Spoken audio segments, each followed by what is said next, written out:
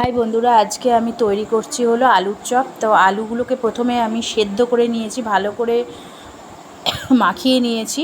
নেওয়ার পরে এর মধ্যে একটু দিয়ে দিয়েছি নুন, জিরের গুঁড়ো। আমি ওগুলোকে আগে মশলাগুলোকে মানে গোটা মশলা ভেজে করিনি, আমি এগুলো গুঁড়ো মশলাই সব দিয়ে দিয়েছি। তো এখানে রয়েছে একটুখানি ধনের গুঁড়ো, জিরের গুঁড়ো, একটু আদা দিয়েছি, একটু লঙ্কার গুঁড়ো দিয়েছি। দিয়ে ভালো করে এটাকে এগুলোর সাথে ভালো করে মিশিয়ে নিচ্ছি। পরিমাণ মতো তার মধ্যে একটু নুনও দিয়েছি, কারণ ইচ্ছা হলো আজকে একটুখানি আলুর চপ করব। কারণ অনেক দিন ধরেই ভাবছি আলুর চপ করবো, আলুর চপ করবো, কিন্তু হয়ে উঠছিল না। তা আজকে ভাবলাম সন্ধেবেলায় একটু আলুর চপ করি। গরম গরম চায়ের সাথে আলুর চপ খেতে খুবই ভালো লাগে। তো তো এইগুলো ভালো করে মিশিয়ে নিচ্ছি আমি। তারপরে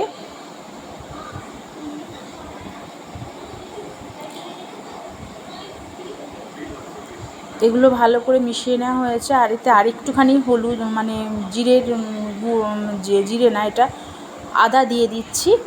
ভালো করে মিশিয়ে নিলে তারপরে এটাকে আমি কড়াইয়ে একটুখানি তেলের মধ্যে একটুখানি ভালো করে নাড়াচাড়া করে নেব, কারণ কড়াইয়ে নাড়াচাড়াতে আলুটা একটু না ভাজলে ঠিক ভালো হয় না।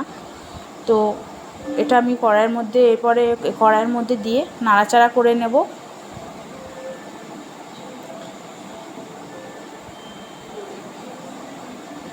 দেখো মাখা মোটামুটি সব হয়ে গেছে, আমার ভালোভাবে মেশানো হয়ে গেছে। আর একটু নুন কম হচ্ছিলো বলে একটু নুন দিলাম। তো মোটামুটি মাখা আমার হয়ে গেছে।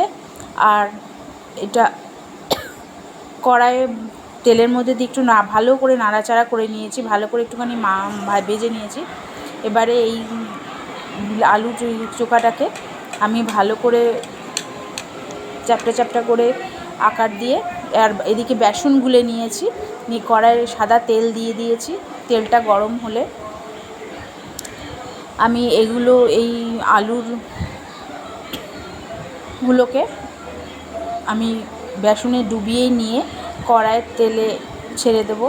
তবে আমি প্রথম করছি আলুর চপ, কোনোদিন করিনি, কেমন হবে জানি না।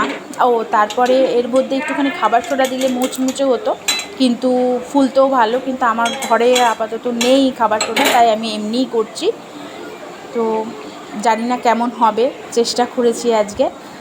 আলুর চপ এরকমই হয়েছে, খুব একটা যে ভালো হয়েছে তা না, কিন্তু ভালোই লাগছে গরম গরম খেতে। তো আমি আমার মেয়েকে জিজ্ঞাসা করেছি যে আলুর চপ খেতে কেমন।